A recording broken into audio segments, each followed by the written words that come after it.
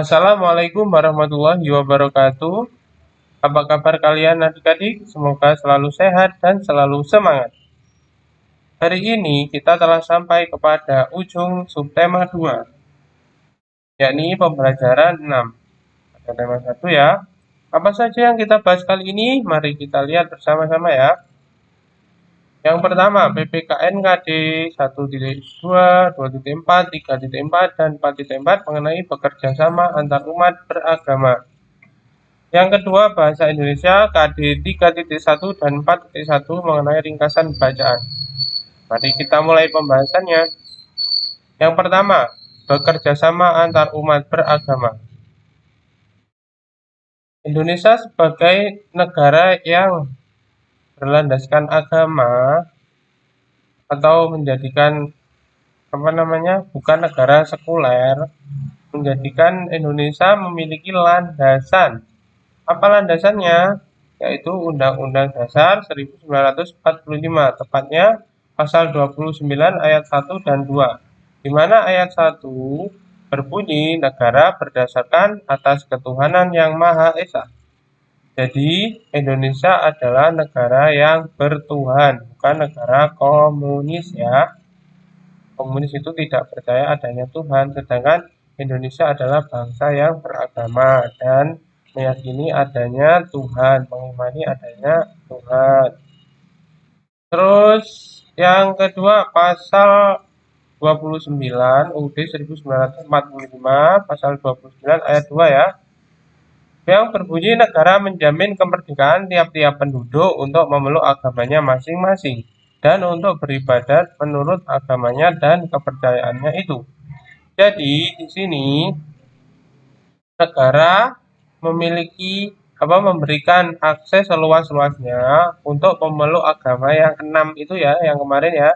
Ada Islam, Kristen Protestan ya, Kristen Katolik, Hindu, Buddha, dan Konghucu untuk menjalankan agamanya tanpa adanya gangguan ya. Jadi bebas di Indonesia itu, nggak ada larangan. Terserah, yang penting tidak mengganggu ketertiban umum ya. Sampai di sini paham ya? Terus apa saja sih keuntungan? Apa saja sih bentuk kerjasama antar umat beragama yang mungkin bisa dilakukan? Yang pertama, pemimpin agama melakukan dialog lintas agama. Seperti kalau di Islam kan ada Pak Kiai ya, itu menjalin hubungan baik dengan pastor, dengan pendeta, dengan pemuka-pemuka agama yang lain ya. Ini gunanya apa? Sebagai analogi ya, kalau kepalanya saja sudah berdampingan, pasti kan badannya juga berdampingan, seperti itu ya. Pemimpin agama sebagai kepala dari suatu agama yang sudah berdampingan, jadi otomatis penganut-penganut agama ya ini seumpama badannya gitu ya, dia akan juga saling berdekatan. Selain itu, ada toleransi, ini yang penting ya. Toleransi itu seperti yang kita bahas kemarin ya, memberikan akses kepada orang lain untuk menjalankan perintah agamanya. Ini ya nggak boleh diganggu, tapi juga nggak boleh ikut-ikutan, seperti itu ya. Terus bekerja sama dalam peringatan Hari Kemerdekaan. Ini sudah tanggal 2 Agustus ya. Sebentar lagi, kurang 15 hari lagi kita memperingati hari ulang tahun Republik Indonesia. Yang keberapa adik-adik? Ada yang tahu? Ada yang tahu ya, ini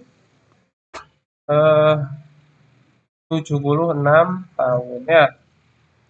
Terus gotong royong dalam aksi kemanusiaan. Ini kan ya, kan nggak boleh.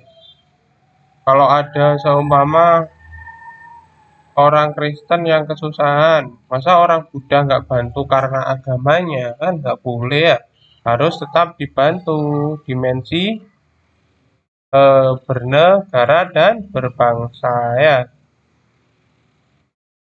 Terus ada kerja bakti mengurus fasilitas umum seperti yang kemarin ya. Kerja bakti itu tidak perlu memandang agama, semuanya sama, punya hak dan kewajiban untuk mengikuti dalam pengurusan eh, pemeliharaan fasilitas umum. Seperti itu ya. Terus kita lanjut. Manfaat kerjasama antar umat beragama itu apa saja sih? Yang jelas, kalau kita melakukan kerjasama antar umat beragama ini, akhirnya terjadilah eratnya persatuan dan kesatuan ya.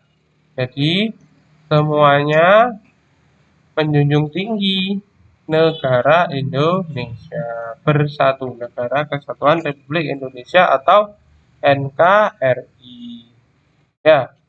Terus keimanan meningkat antar umat beragama. Kenapa? Karena kerjasama itu semua agama itu mengajarkan kerjasama. Kerjasama itu bernilai luhur. Ya, jadi kalau melakukan kerjasama bahu membahu itu, akhirnya kita otomatis melakukan perintah agama. Ya, pada akhirnya keimanannya pun menjadi meningkat. Ya. Terus keharmonisan kehidupan bermasyarakat. Kan sering bertemu, bekerja sama ya, saling melengkapi hingga akhirnya kehidupan bermasyarakat itu menjadi lebih harmonis ya. Tidak ada yang namanya konflik. Terus kekeluargaan tumbuh dan berkembang. Ini ya, walaupun berbeda agama, kan kita satu keluarga, keluarga Indonesia ya. Tidak ada perpecahan. Terus ini, aduh salah tulis ya. Konflik dapat dicegah ya. Kalau sudah erat persatuannya ya, kan nggak mungkin ada konflik. Otomatis konflik dapat dicegah. Hingga pada akhirnya cita-cita bangsa pun tercapai ya. Saling bekerja sama, saling melengkapi, nggak ada gesekan, sudah tenang bangsanya, hingga membangun menjadi lancar, hingga akhirnya negara kita menjadi negara yang maju dan sejahtera. Amin ya. Kita lanjut pada pembacaan selanjutnya mengenai ringkasan bacaan ya.